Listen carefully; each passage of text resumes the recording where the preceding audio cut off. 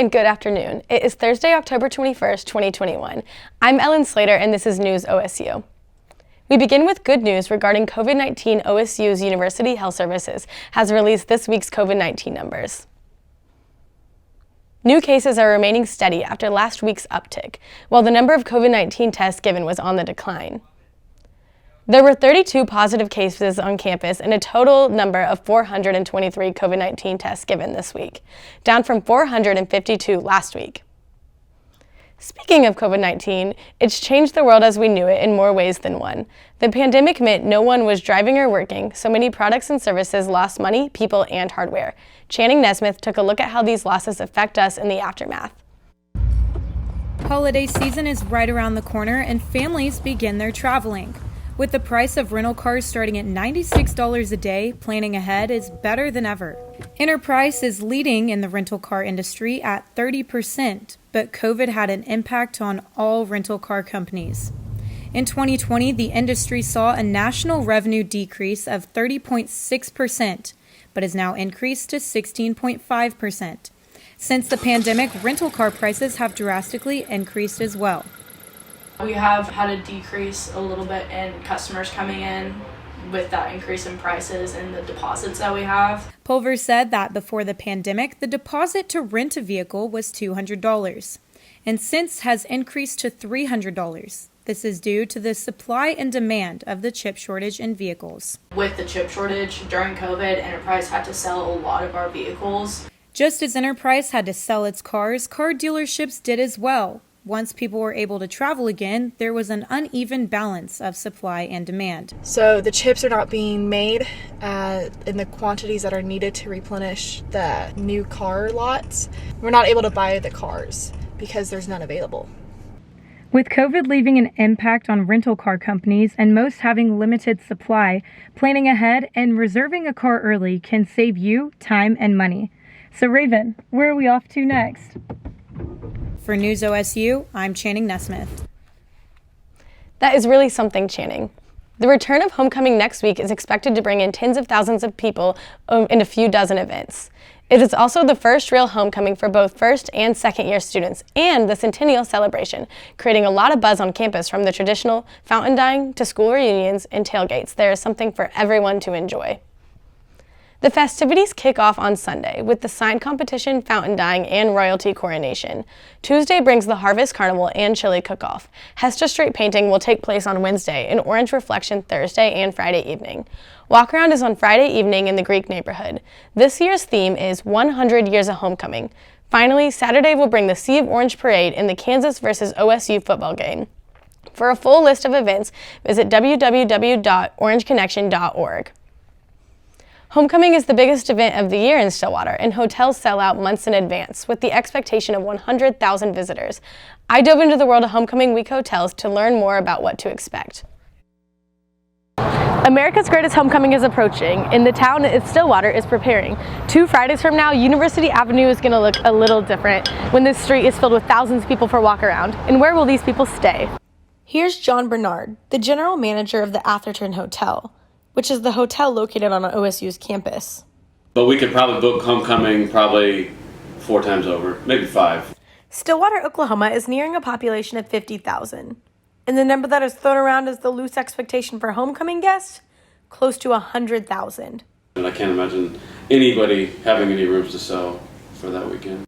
I sat down with Christy Morrison, CEO and president of Visit Stillwater. Hotel rates shoot up to be multiple of what they would be on a normal weekend during homecoming week. According to Christy from Visit Stillwater, some people aren't going to spend $500 or $600 for their hotel room. So a big reason for that, I think, is because the room rates are much higher than they are for other times of the year, which is unfortunate. So that is a challenge for a lot of people, but homecoming is just different. Homecoming in Bedlam, I think people will pay whatever it takes to stay here. These high rates cause alumni and fans to stay all over the state outside of Stillwater, with hotel rooms being booked in cities such as Guthrie, Perry, Oklahoma City, and Tulsa, among various other Oklahoma cities.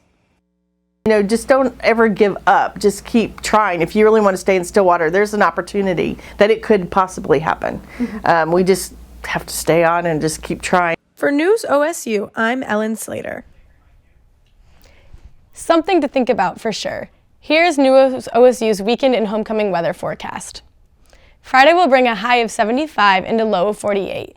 On Saturday, expect a high of 79 and a low of 52. Finally, homecoming week kicks off on Sunday with a high of 81 and a low of 59. This trend will continue throughout the next week with the highs in the low 80s and lows in the 50s and 60s. Stillwater is becoming a coffee house boomtown. New Starbucks and Dutch Boat shops are popping up like daisies. Many Stillwater residents are wondering how well the local spots will bounce back from the loss of customers, or if they will at all. Jolie Salee has more of the coffee war. Coffee is a hot commodity in a college town like Stillwater. It is also one of the world's largest commodities.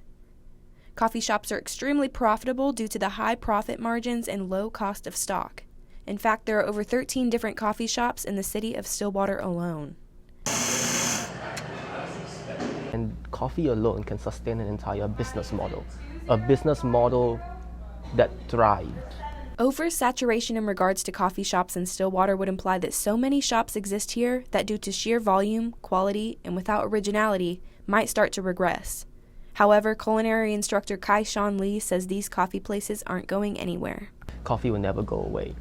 The question is how you situate yourself in the space with the right marketing techniques, with the right promotional strategies, with the right business plan to flourish. Is there a coffee war? Everywhere is a coffee war. This coffee war is based upon the competition to bring in the most amount of customers possible. Despite the boom of large franchise coffee shops, the market for small independent cafes is quite large in Stillwater.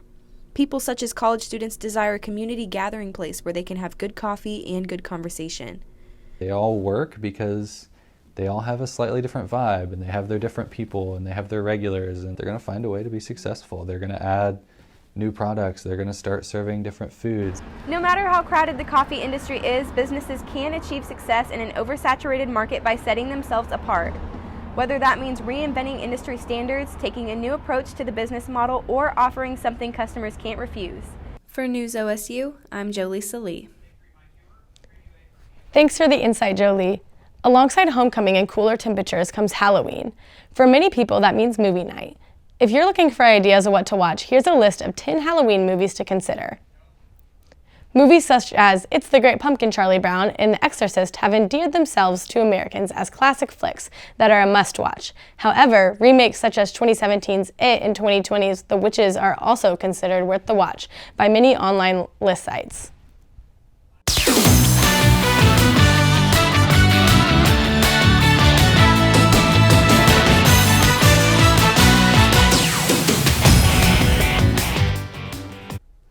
Cowboy fans are buzzing here in Stillwater. The local favorite took the trip south and got the job done in Austin.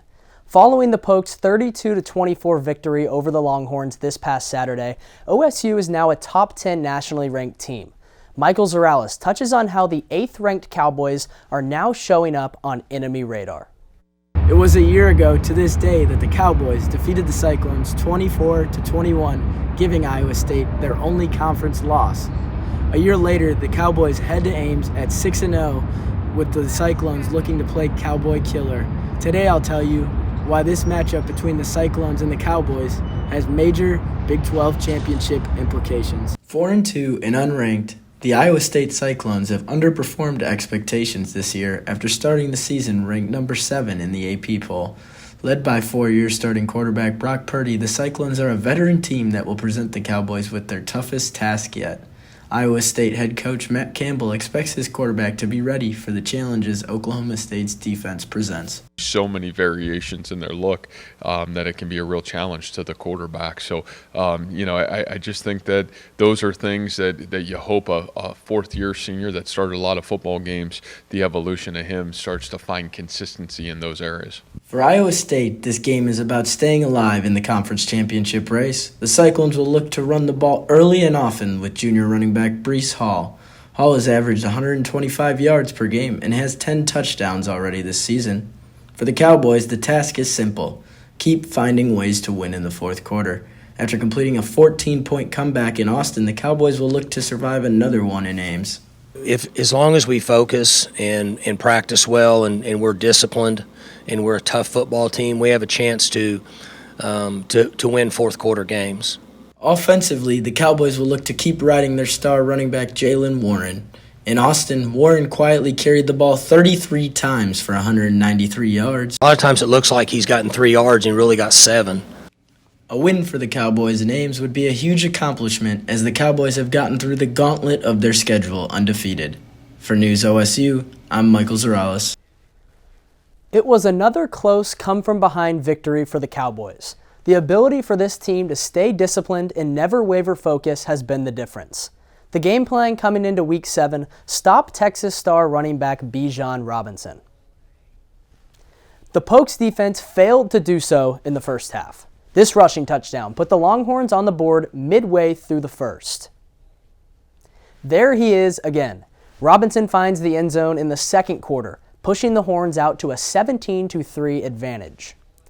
The Cowboy defense never seems to panic when trailing. Safety Jason Taylor II was the sole reason for the change in momentum, taking this one 85 yards to the house. Following a domination in time of possession in the fourth quarter, the Pokes defense sealed the deal with this final stop.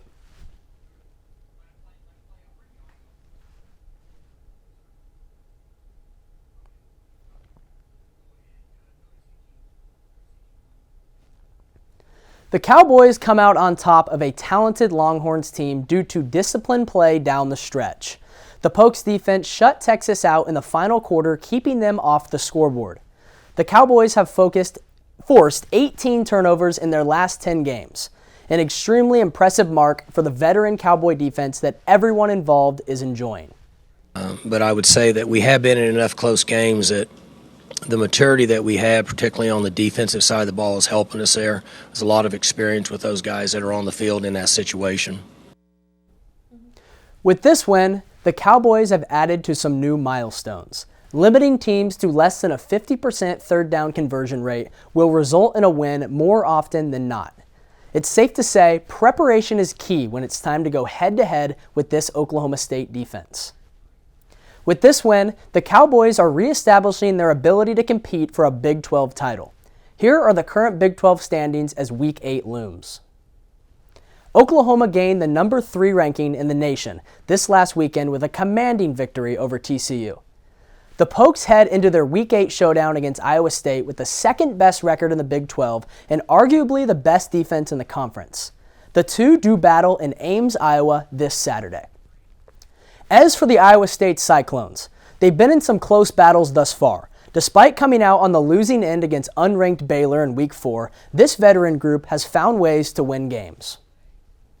The Cyclones took a trip to Manhattan, Kansas to square off against the Wildcats a weekend ago. This contest was centered around Iowa State's rushing attack. Junior tailback Breece Hall ran all over the Wildcat defense, including this 75-yard breakaway to the end zone. Iowa State displayed a balanced attack on offense in this contest, one the Pokes' resilient defense must hone in on if they intend to board the plane back to Stillwater as an undefeated team. Enough now in the package that and the guys understand it well enough that we're able to throw some curveballs and make some change-ups, and particularly in the fourth quarter. The Pokes head into Ames with hopes to continue the record-setting season. A Cowboy win this Saturday would mark the 5th straight victory for the Cowboys in Ames. Following the game this weekend, the Cowboys will host the Kansas Jayhawks as homecoming is here in Stillwater. After that, the Cowboys hit a pivotal stretch in the month of November. We look forward to breaking it down. That concludes our broadcast. Stay safe and thank you for watching. For News OSU, I'm Ellen Slater.